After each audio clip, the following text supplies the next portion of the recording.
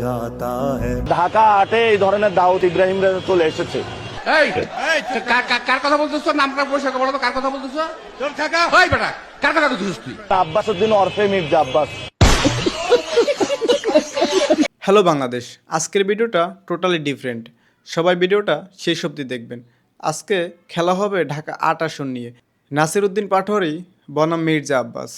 সবাই ভিডিওটা দেখতে থাকুন। আচ্ছা মির্জা আব্বাস কাকা, বর্তমানে কোন দল ক্ষমতায় না থেকেও ক্ষমতা দেখাইতেছে? ক্ষমতায় আছে এনসিপি, ক্ষমতায় আছে জামাত, এই মুহূর্তে বিএনপি না। দর্শক, আপনারা ইতিমধ্যে জানতে পারছেন যে এনসিপি এবং জামাত ক্ষমতায় না থেকেও তারা নাকি ক্ষমতায় আছে। যাই হোক, এবার আমরা চলে যাব নাসিরউদ্দিন পাটোয়ারির কাছে। দেখি নাসিরউদ্দিন পাটোয়ারি কি বলে। আচ্ছা নাসির ভাই, আপনাকে সবাই ডারবি নাসির কেন বলে? অনেকে ডারবি নাসির বলে। বেসিক্যালি এই শব্দটা বলেছিল ছাত্রদল। তো ছাত্রদলের এক ভাই হলো ডারবির মধ্যে করে গাঁজা খাচ্ছিল। আমি বললাম, ভাই গাঁজা এগুলা বন্ধ করতে পারেন না আপনারা? গাঁজা ব্যবসা, গাঁজা খাওয়া। তো ওটা তাদের মধ্যে একটা ক্ষোভ রয়ে যায়। পরবর্তীতে তারা যখন আমি এখানে রাজনীতি শুরু করি, তারা তাকে যেই শব্দটা আমি তাদেরকে বলেছিলাম ডারবি ছাত্রদল, তো তারা এই শব্দটা আমার নামে ব্যাপক হারে হলো বট বাহিনী দিয়ে প্রচার করে। দর্শক, আপনারা তো ইতিমধ্যে জানতে পারছেন নাসিরউদ্দিন পাটোয়ারিকে কেন সবাই ডারবি নাসির বলে। এবার আবারও চলে যাব নাসিরউদ্দিন পাটোয়ারির কাছে, আবারও প্রশ্ন করব নাসিরউদ্দিন পাটোয়ারিকে। আচ্ছা নাসির ভাই, আপনি বলেন তো এই ঢাকা এবং পুরা বাংলাদেশে সবথেকে বড় ক্রিমিনালকে এবং সবথেকে বড় চাঁদাবাজকে? যদি ক্রিমিনাল র্যাঙ্কিং করা হয়, বাংলাদেশের সবচেয়ে বড় অন্যতম গডফাদার এবং ক্রিমিনাল নাম্বার 1 হলো মির্জা আব্বাস। समझ रहे हो आप? দর্শক, কি বুঝলেন আপনারা? যাই হোক, এবার চলে যাব আবার আমরা মির্জা আব্বাস সাহেবের কাছে। চলুন প্রশ্ন করি। আচ্ছা মির্জা আব্বাস সাহেব, আপনি নাকি ঢাকা ৮ আসনে সকল প্রকার চাঁদাবাজ, দুর্নীতিবাজ, সন্ত্রাসীর সাথে কর্মকাণ্ডে জড়িত। নাসিরউদ্দিন পাটোয়ারি ভাই আপনার বিরুদ্ধে এসব কথা বলছে, আপনি কি মন্তব্য করতে চান? আজকেই শেষ, আজকেই প্রথম, আজকেই শেষ। তোরা যা খুশি তাই কগিয়া, আমি কোনো কথা কমো না, ঠিক আছে? দর্শক, মির্জা আব্বাস নাকি এগুলো আর কখনই করবে না, এগুলো নাকি ছেড়ে দিবে। আপনাদের সবাইকে সাক্ষী রেখে কথাগুলো বলছে।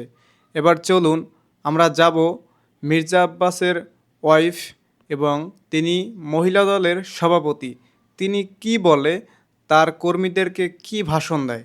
সবাই ভিডিওটা দেখতে থাকুন। যদি আপনারা ধানের শীষে ভোট দিন তাহলে বুঝবো যে আপনারা এটা প্রতিবাদ করেছেন, আর না হলে যদি না দেন তাহলে ভাববো আপনারা নিজেদেরকে প্রতিটা বলে শিক্ষা।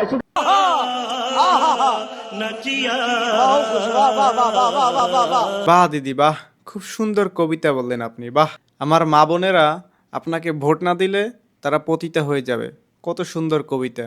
আমি পুরো বাংলাদেশে আমার মা বোনদেরকে বলতে চাই, আপনারা সৎ, যোগ্য, ন্যায়, ইনসাফ যে কায়েম করবে তাকে ভোটটা দিবেন। আপনাদের কাছে এতটুকু অনুরোধ। যাই হোক, আরেকটা কথা বলতে কিন্তু ভুলে গেছি আপনাদের মাঝে। এই ঢাকা ৮ আসনে নাসিরউদ্দিন পাটোয়ারি এবং মির্জা আব্বাস সহ আরও একজন প্রার্থী আছে যিনি আমার ক্রাশ। रुको जरा, सबर करो। যাই হোক, তিনি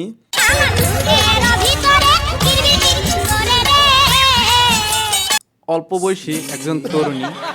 তিনি ঢাকা ৮ আসনে তিনি মাথায় মুকুট দিয়ে নির্বাচন প্রচারণা করছে। আমি যদি ঢাকা ৮ আসনের ভোটার হতাম তাহলে আমি তাকে দিতাম ভোট আর কি।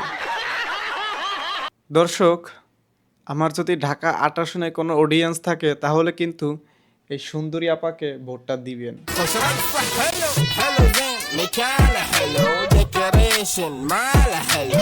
সবশেষে আমরা এখন দেখব ঢাকা ৮ আসনের টেইলারগুলা।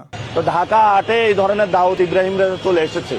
এই কার কথা বলতেছ? নামটা পরিষ্কার বলো তো, কার কথা বলতেছ?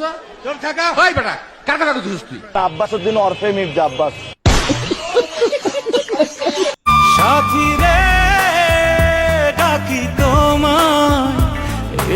বিদায় নেওয়ার আগে একটা কথা বলে যাই, আপনারা সবাই ভিডিওটা সিরিয়াসলি নেবেন না। ভিডিওটা জাস্ট আপনাদের বিনোদনের জন্য করা হয়েছে। কেউ সিরিয়াস নেবেন না, কেউ বাজে মন্তব্য করবেন না। সবাই ভালো থাকবেন, আপনাদের রুহের মাগফিরাত কামনা করছি। সবাই ভালো থাকবেন, আল্লাহ হাফেজ। নতুন হয়ে থাকলে আমার চ্যানেলটা সাবস্ক্রাইব করবেন এবং ফেসবুকে যারা দেখছেন তারা আমাকে একটা ফলো দিবেন। ধন্যবাদ আপনাদের সবাইকে আমার মূল্যবান ভিডিওটা। तू समझा? हाँ नहीं तू समझा नहीं। ধন্যবাদ সবাইকে, আপনারা আপনার মূল্যবান সময় নষ্ট করে আমার ভিডিওটা দেখার জন্য।